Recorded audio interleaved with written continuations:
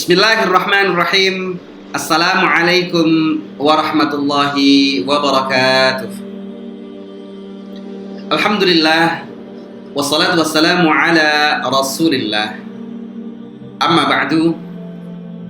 Anak-anakku sekalian yang dirahmati Allah Ta'ala, suatu kesyukuran sekali kita masih dapat melanjutkan kegiatan Pondok Ramadan virtual kita, yang pada video kali ini kita akan memasuki tema terakhir terkait dengan hadis-hadis puasa Ramadan. Jadi sebelum video ini, anak-anakku sudah melihat dan mencermati 7 video materi Pondok Ramadan virtual yang semuanya membahas tentang seputar puasa dan hikmah Ramadan.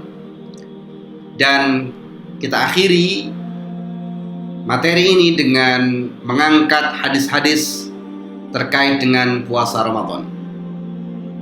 Di tahun-tahun yang mendatang, insya Allah kita akan mengangkat tema-tema yang lain yang saya harapkan tidak mengurangi hikmah Ramadan dan puasa di bulan ini, di mana seyogyanya bulan Ramadan ini tidak hanya kita isi dengan puasa saja, tetapi juga amalan-amalan soleh lainnya seperti iktikaf, tadarus Al-Quran, memperbanyak sedekah, istighfar, dan lain-lain. Amalan-amalan yang insya Allah akan dilipat gandakan pahalanya oleh Allah di bulan yang penuh berkah. Baik, terkait dengan hadis-hadis puasa Ramadan, perlu saya sampaikan hal ini karena kami melihat bahwa bertebaran di masyarakat, di media sosial, dan juga di media-media lainnya hadis-hadis Rasulullah Muhammad SAW terkait dengan puasa Ramadan, tetapi hadisnya kadang-kadang tidak sahih atau dipertanyakan bagaimana pengaplikasiannya di bulan puasa dan seterusnya. Nah, hadis-hadis yang kita angkat pada video kali ini adalah hadis-hadis sahih, hadis-hadis yang bisa kita jadikan rujukan dalam memperbaiki amalan ibadah kita di bulan suci yang penuh berkah ini. Anak-anak sekalian yang dirahmati Allah Ta'ala, hadis puasa yang pertama, yakni tentang keutamaan puasa. Rasulullah bersabda, "As-siyamu junnah." Puasa adalah perisai. Maka jangan berkata buruk dan berbuat bodoh. Jika ada yang mencaci, maka katakan, "Aku puasa, saya puasa." Sungguh, kata Rasulullah, bau mulut orang yang puasa lebih harum di sisi Allah dibanding minyak kasturi. Seseorang meninggalkan makan, minum, dan syahwat karena aku, kata Allah. Puasa adalah untukku dan aku yang akan membalas pahalanya. 1 kebaikan dibalas 10 kebaikan atau 10 pahala. Dan ini masih dilipat gandakan lagi oleh Allah Ta'ala dengan kelipatan yang tidak terhingga. Artinya Allah Maha segala-galanya.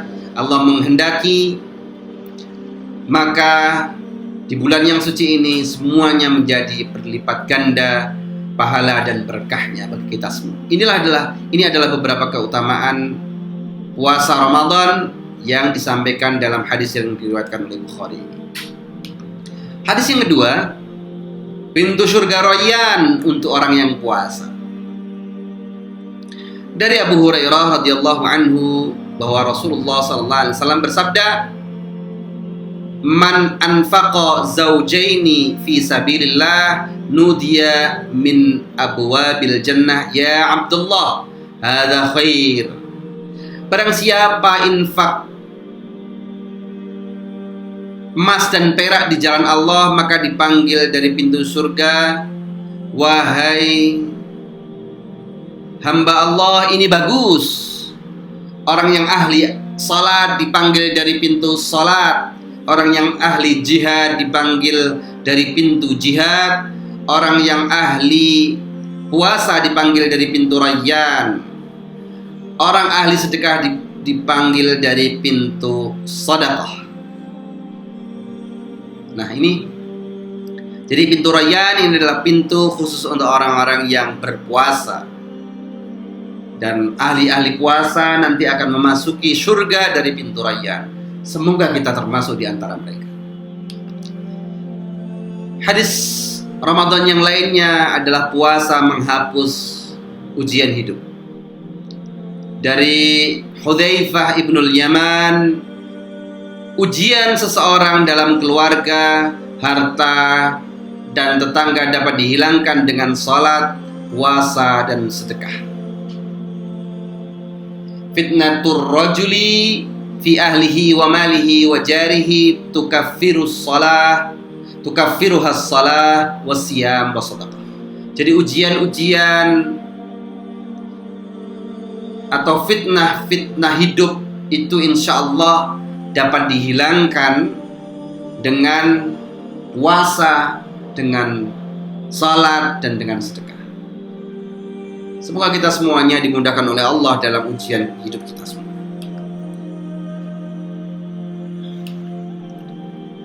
Doa puasa terkabul. Ini sudah saya sampaikan dalam beberapa video sebelumnya.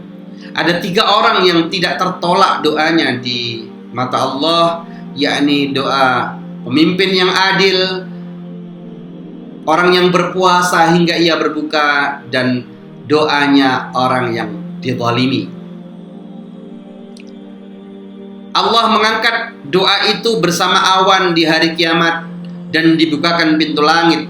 Allah berfirman, demi keagunganku, aku akan menolongmu meski kapanpun.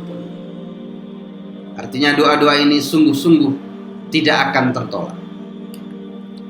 Kemudian hadis lain terkait dengan Ramadan ke Ramadan.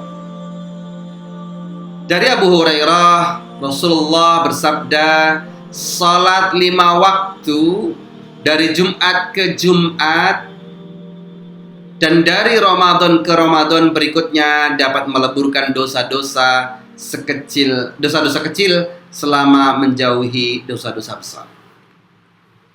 Dosa-dosa kita yang tidak terhitung jumlahnya itu apabila kita memasuki Ramadan ini dengan imanan, dengan penuh rasa iman, dengan ihtisaban, dengan berharap bahwa kita akan mendapatkan maghfirahnya Allah, maka insya Allah kita akan keluar dari Ramadan ini dengan hilang dosa-dosa tersebut, dengan bersih dari dosa-dosa yang kecil-kecil itu, yang banyak itu jumlahnya. Adapun dosa-dosa besar maka perlu taubat tersendiri, dan taubat itu sangat dianjurkan pada bulan yang suci ini, karena pada bulan ini cucuran rahmat Allah dan limpahan berkah dari langit akan melimpahi kita semuanya. Untuk itu bagi yang masih memiliki dosa besar, maka saat inilah, Ramadan inilah menjadi momen terbaik untuk kita menginsafi dan mentaubati amalan-amalan buruk kita. Selanjutnya, jika tidak dapat apa-apa dari Ramadan, dari Abu Hurairah radhiyallahu anhu, Rasulullah bersabda, rugilah seseorang yang namaku disebut tetapi tidak membaca salawat kepadaku. Rugi juga seseorang yang jumpa Ramadan kemudian berlalu, tapi ia tidak mendapatkan ampunan Allah. Rugi bagi seseorang yang punya orang tua namun tidak memasukkan ia ke surga. Ada 3 kerugian di sini yang disabdakan oleh Rasulullah Muhammad SAW. Ketika disebut nama Nabi Muhammad, hendaknya kita bersolawat kepadanya dengan membaca Allahumma salli alaihi, Allahumma salli wa sallim alaihi, Allahumma salli wa sallim wa barik alaihi. Jadi ketika seseorang mengatakan Muhammad, Nabi kita Muhammad sallallahu alaihi wasallam, kita menjawab Allahumma salli alaihi. Kalau kita tidak menjawab, kita sungguh rugi. Dan kerugian yang kedua adalah orang yang menjumpai Ramadan, tetapi kemudian dia keluar dari Ramadan itu, memasuki bulan berikutnya, bulan Syawal, tetapi dia tidak mendapatkan ampunan. Orang seperti ini adalah orang yang rugi. Sebagaimana ruginya orang yang ketiga, yakni orang yang mendapati kedua orang tuanya masih hidup, tetapi kesempatan itu tidak ia gunakan untuk beramal berbakti sehingga menjadikan ia masuk surga. Seyogyanya kalau seseorang bertemu dengan orang tuanya, menemui orang tuanya yang masih hidup itu, bermuasyarah atau berinteraksi setiap hari dengan orang tuanya, tetapi tidak menjadikan itu sebagai ladang pahala baginya, maka itu adalah kerugian yang sangat nyata. Ini adalah yang disabdakan Nabi yang dalam hadis yang diriwayatkan oleh Imam Ahmad. Kemudian mulut juga puasa dari kata-kata buruk. Dalam sebuah hadis Rasulullah bersabda, "Man lam yada' qaulaz zuri wal 'amala bihi falaysa lillahi hajah fi an yada'a ta'amahu wa syarabahu."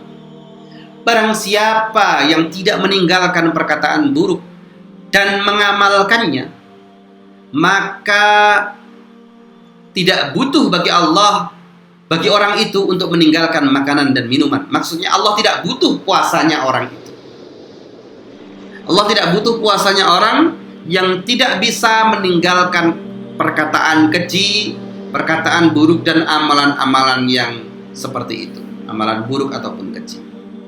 Maka seyogyanya puasa tidak hanya menahan makan dan minum, tetapi juga menahan dari perkataan yang tidak perlu, apalagi perkataan yang buruk dan keji, ataupun perbuatan-perbuatan yang tidak bermanfaat dan sia-sia. Semuanya harus kita tinggalkan. Hadis selanjutnya hanyalah terkait dengan puasa yang hanya dapat lapar dan dahaga. Dalam sebuah hadis Rasulullah bersabda, "Rubba sha'imin hadduhu min siyamihi al-ju'u wal 'atash wa rubba qa'imin hadduhu min qiyamihi as-sahar." Betapa banyak orang yang puasa yang hanya mendapatkan lapar dan dahaga saja, dan orang yang ibadah malam tapi hanya dapat begadangnya saja. Untuk itu kita perlu perbaiki niat kita perlu perbaiki sikap kita dalam setiap amalan yang kita kerjakan, baik itu puasa, qiyamul lail atau tahajud ataupun tarawih.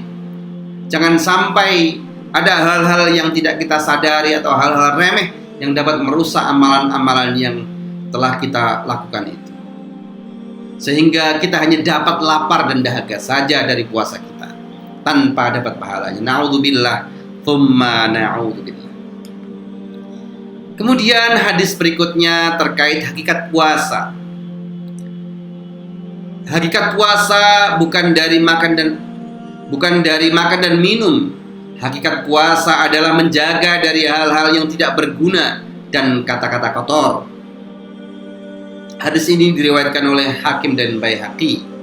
Jadi puasa itu tidak hanya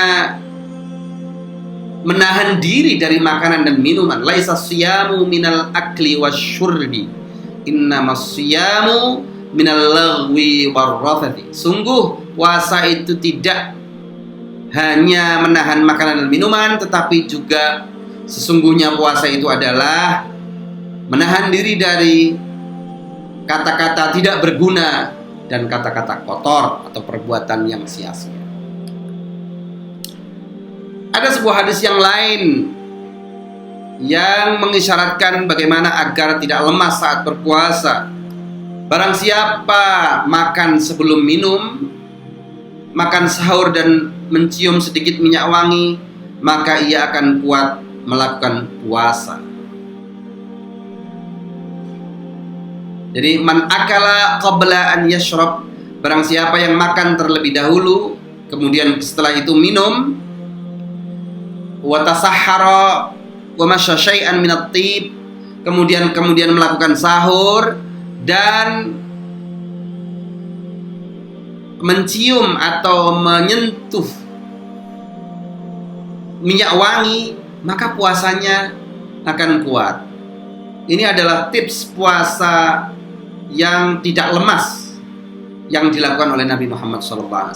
Saya kira kita perlu untuk menghidupkan sunnah ini, karena ini adalah sebuah hadis yang perlu kita praktekkan, dan niat kita adalah mengikuti apa yang dianjurkan oleh Muhammad Sallallahu Alaihi Wasallam, Nabi kita, Rasul kita, dan insya Allah akan berpahala. Manfaat puasa. Puasa dapat melemaskan otot, kata Nabi, menghilangkan basah penyakit pada tubuh dan menjauhkan dari neraka. Allah memberi jamuan berupa makanan yang tidak dapat dilihat oleh mata, tidak dapat didengar oleh telinga, dan tidak terlintas di hati manusia, diperuntukkan hanya bagi orang-orang yang berpuasa. Hadis diriwayatkan oleh Tabrani. Sunnah berbuka puasa dan sahur. Rasulullah Muhammad SAW bersabda, umatku selalu dalam kebaikan selama bergegas dalam berpuasa dan mengakhirkan sahur. Tips ini sekaligus menjadi bukti bahwa puasa yang diajarkan oleh Rasulullah adalah puasa yang humanis, di mana menimbangkan, memperhatikan rentang waktu puasa. Apabila seseorang mengakhirkan sahur pada pukul 3 misalnya, kemudian dia bersegera berpuasa, maka dia sesungguhnya secara rentang waktu tidak begitu lama berpuasa, hanya beberapa jam saja. Tetapi apabila dia kemudian tidak sahur, menjadikan dia lemas, dan ini tentu puasanya bisa dapat menjadi penghalang untuk aktivitas-aktivitas yang seharusnya ia lakukan. Dari sahabat Anas bin Malik, bahwa saya tidak pernah melihat Nabi sama sekali melakukan sholat maghrib hingga berbuka dahulu, meskipun hanya dengan air minum. Jadi berbuka dulu baru sholat maghrib. Ya, berbuka dulu baru sholat maghrib. Ini yang dimaksud dengan takjil atau mensegerakan berbuka, itu adalah berbuka puasa terlebih dahulu sebelum menjalankan sholat maghrib. Puasa sebagai pembersih atau zakat. Setiap hal ada zakatnya, dan zakat tubuh adalah puasa. Demikian sabda Nabi. Puasa adalah separuh dari sabar, karena dengan puasa kita juga melatih kesabaran kita. Kemudian ada hadis lain terkait dengan memberi sedekah takjil. Barang siapa yang memberi buka puasa bagi orang yang berpuasa, maka ia mendapatkan pahala seperti orang yang berpuasa tanpa mengurangi pahalanya sedikit pun. Jadi kalau saya sedang berpuasa, kemudian saya memberi takjil buka puasa untuk seseorang, maka saya mendapatkan pahala puasa saya dan pahala puasa dari orang yang saya beri takjil tersebut, tanpa mengurangi pahalanya dia. Jadi saya dapat double pahala. Ini saya kira yang sungguh kemurahan dari Allah Ta'ala. Saya kira itu beberapa hadis yang perlu saya angkat. Masih ada beberapa hadis lainnya, tapi nanti mungkin akan memperpanjang waktu durasi video ini. Saya kira itu dengan hadis-hadis tersebut, kita insya Allah kita dapat meningkatkan dan menggiatkan amalan-amalan saleh pada bulan suci ini. Dan saya berharap Ramadan kali ini betul-betul menjadikan anak-anak sekalian Ramadan yang penuh berkah, penuh dengan amalan saleh, sehingga bisa menjadi bekal kita kelak di akhirat. Saya kira itu yang bisa saya sampaikan. Mohon maaf apabila ada kekurangan. Saya akhiri. Wallahul muwaffiq ila aqwamit thariq. Wassalamualaikum warahmatullahi wabarakatuh.